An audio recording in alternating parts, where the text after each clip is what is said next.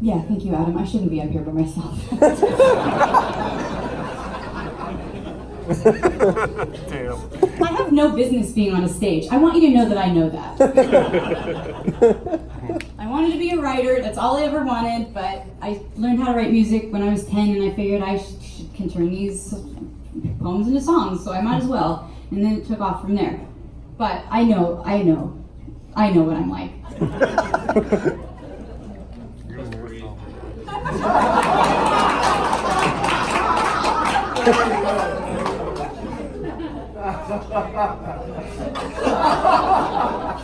You think so, huh? I'm just gonna throw that out there. Well, speaking of you guys laughing at my jokes, and other people's jokes, so I have a song that I'm gonna sing for you in a minute. I promise I'm gonna limit the stories after this, so don't worry. We'll get back to singing. Okay, good. So the reason that it took so long for me to get my album out, there is a reason why I haven't been back here in a long time. I really wanted to be here a lot sooner, but life took a turn that I didn't expect. It happened about a year ago. I was planning for a tour, and I started getting phone calls from the venues telling me that every time they reached out to my business, the IRS would come to them and tell them that they had to pay the IRS and not me.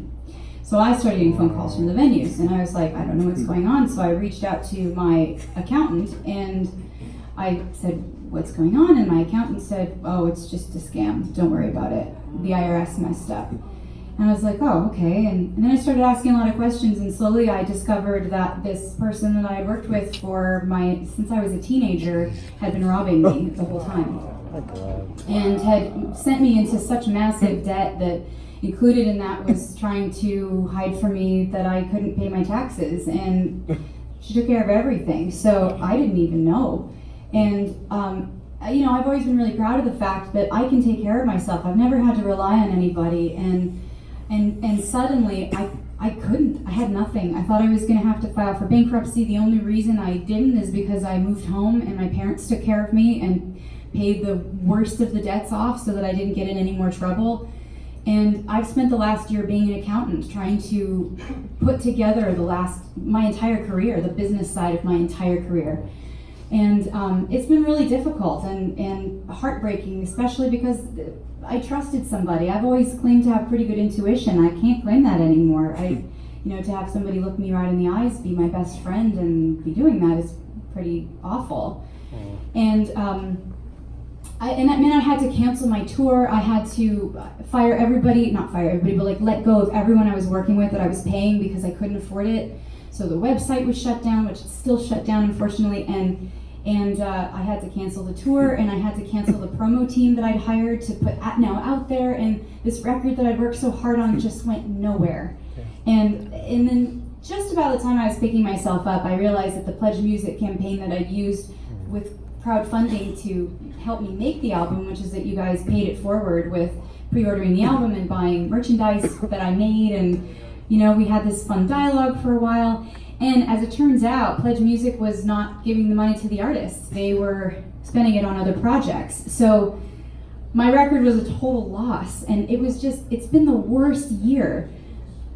But a few really amazing things have come out of it. One is that I've spent my entire career saying, and part of this is because I wasn't meant to be a famous person. I'm not meant to be a famous person. I should never be followed or looked at or in public, ever.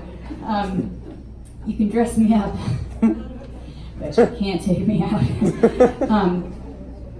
Anyway, so that was never my goal. I just wanted to be an artist, and I've always said that if the money wasn't there and the following wasn't there, if I'm not playing in arenas, it's okay. I would still do what I love to do, which is writing music, because I can't stop. I love it. And part two of that is sharing it. That is not as easy for me because I'm actually uncomfortable in front of you right now. I can't see you, so pretending I'm by myself. No, I'm just kidding. I pretend that you're all my family and you're in my living room, and that you're naked. No, I really want to see my family Just kidding. You know, and part of sharing it with people is that has become part of my spirituality, because you all give me so much when you share your stories with me. As I said earlier, I have depression and it's awful, and I work really hard to keep my head together and be a healthy person. And there are times when I feel so dark, and just like I know maybe, hopefully, my songs at some point have made you feel better. I remember all your stories of the things that you've experienced that my songs helped you through. And in my darkest times, I remember, maybe I don't remember your names, but I remember your stories, and I have seen you survive. And I feel responsible that, like, I have to too, because I told you it was going to be okay, and in return, you've told me it's going to be okay. So that is so powerful, and I wish you could all see what I see every night, because I know you come in here as strangers to each other. And by the end of the night, we've all shared at least one song together, and there's something about singing together, listening to music together that unites people, and you become a unit, and I'm a part of it. And when we walk out of these doors, we have all connected on this incredible level that you can't even put words to, but it happened. And I think that's so powerful. And so that is one thing that has come out of this, that I don't think I ever realized just how important you guys are, not just for helping me fund my career, but for sharing your lives with me and making me fully aware of the fact that I am so connected to everything and all of you, and I'm not alone.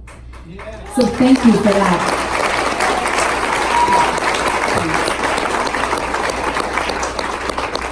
Thank you.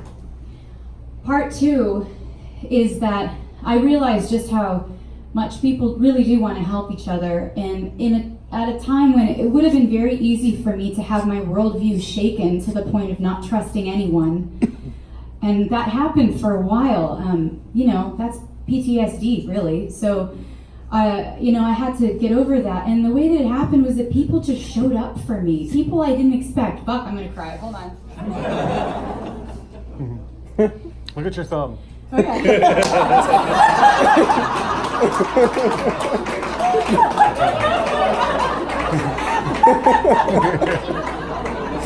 It worked. Don't look at your thumb anymore. It's like when you say a word and you say it enough times and suddenly the word seems really weird. My thumb is that right now. Like, does it always look like this? Professionalism on a level that you had never seen before. So, people have shown up for me. That's been so important. That has kept me feeling like I can believe in people. Humanity is not terrible. And, you know, it's come from unexpected places. And one place that it happened was from my field officer, whose job it is to get the money from me. No matter what, he doesn't care how he gets it, where it comes from. The IRS just needs to get paid. That's it.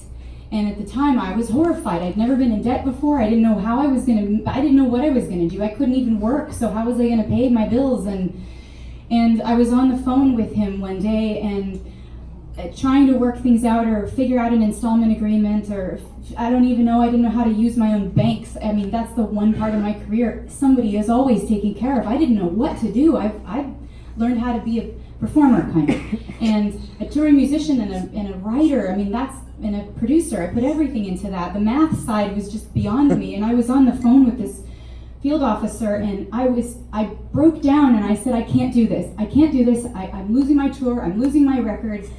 I can't do this anymore. I'm going to have to go back to college and figure something else out so I can make some money, so I can pay you guys and pay everybody else off and fix this situation. And he said, okay, hold on. He said, calm down. He said, in front of me right now, I have your entire adult life of your career, and I can tell from looking at this that you've been successful to one degree or another with what you are doing for a living. So if that's so, you must be making an impact on people, or you wouldn't have had this success. So you really can't stop. He's like, I know it's hard right now, but you can't stop. You have to keep writing, and eventually when we figure this all out, you'll go back on tour and everything will be fine. That was the IRS. Wow. So shout out to the IRS. You will never hear that again. Unless you've watched my YouTube videos where I said it at the last show. But anyway, people come through. I'm very proud of all these people who've shown up for me, including Mr. I can't tell you. But so anyway, I had a song on a couple albums ago called All on My Own, and it's dedicated to all the people that have been there for me, including you guys, and I hope at some point I have been or will be there for you. So this is All on My Own. Fuck, I talk so much.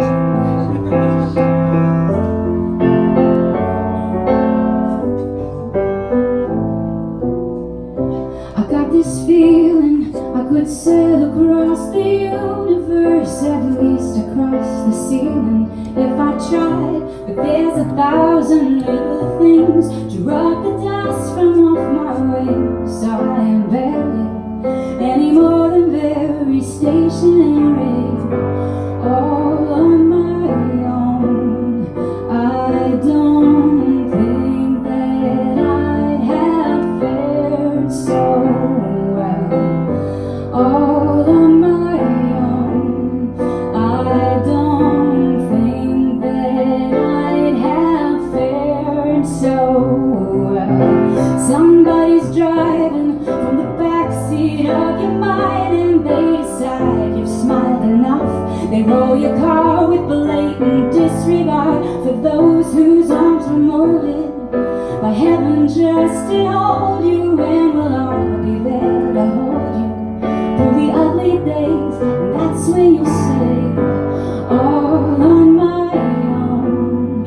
I don't think that I'd have fared so well, all on my own. I don't think that I'd have fared so well. It all feels something like the bends, because it's always up and down again, and you can't always, you can't always.